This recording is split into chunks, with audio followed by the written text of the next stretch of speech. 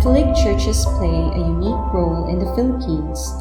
Not only are they beacons of faith to 80% of the country's population, they also serve as repositories of cultural and historical treasures. In Bohol, many colonial churches house significant ecclesiastical collections containing objects acquired through the centuries.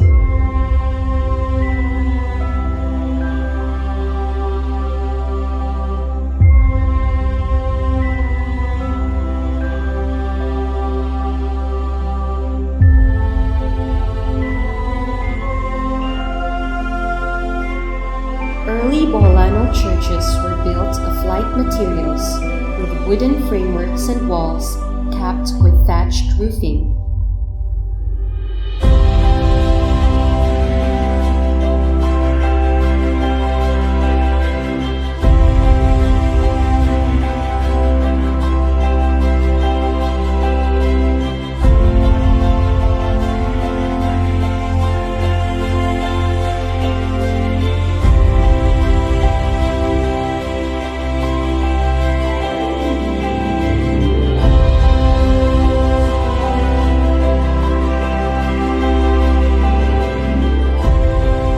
Congregations grew, larger and more durable buildings were constructed.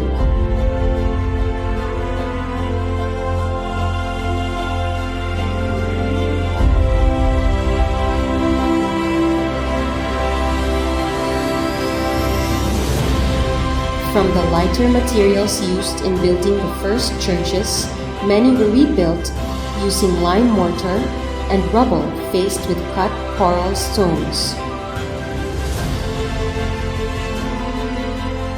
Many of these stone churches survive to this day and are considered structural marvels in Philippine architecture.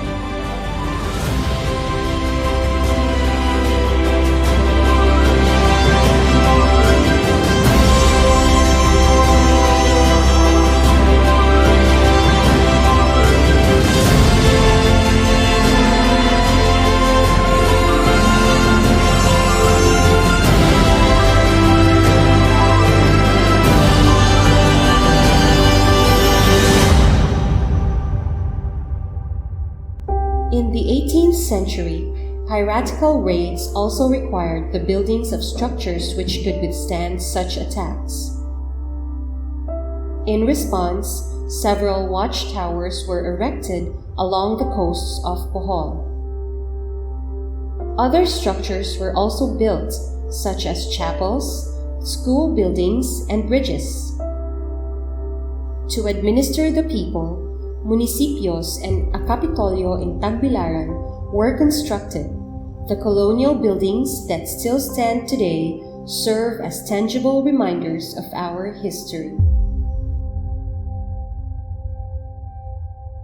On the morning of October 15, 2013, the island provinces of Cebu and Bohol were rocked by a 7.2 magnitude earthquake. In Bohol, many of the province's historic churches were damaged. 2 were leveled to the ground.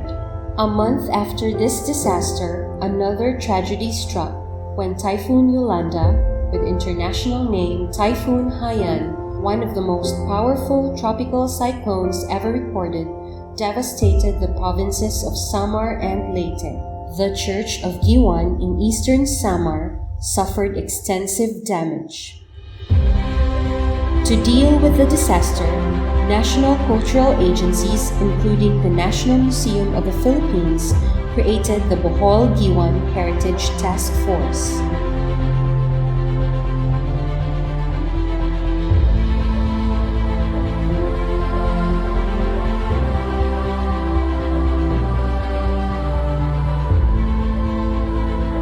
Under the helm of the National Museum, several of the damaged churches and watchtowers in Bohol and the church in Giwan have already been restored. Today, the churches of Loon, Maribohok, and Lobok are being reconstructed and restored.